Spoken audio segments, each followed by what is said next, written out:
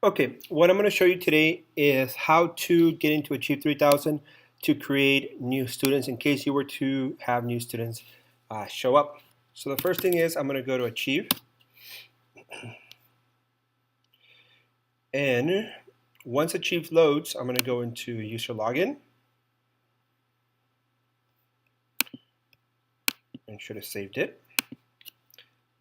And what it will do is it will allow me to enter into my account. I'm going to go into admin. That's the one I'm going to use for adding and deleting students. I'm going to go to user administration, and I can either click on remove users if I want to delete a student, or I can go ahead and delete a class or add students to a class. So I'm going to add students to my class.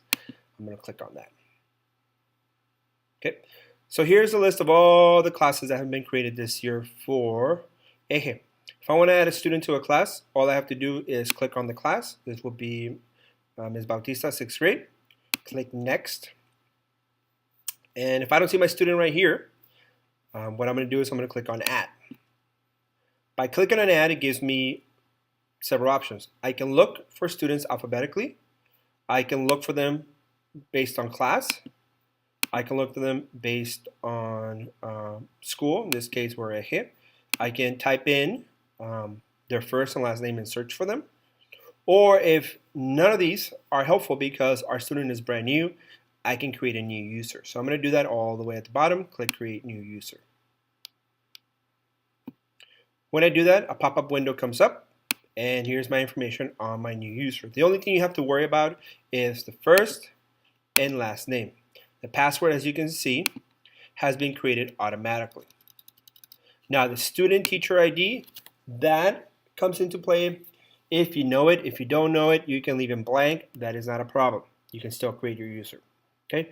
Once I type in the information, I will scroll all the way to the bottom and click Save Changes and close.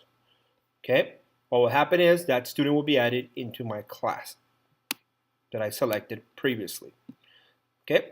Now, in order for this to all work, you are required to go back to return to my class after you have created that student within your class. Click on this, and then you should be able to see your student being added here. Okay, then you click next,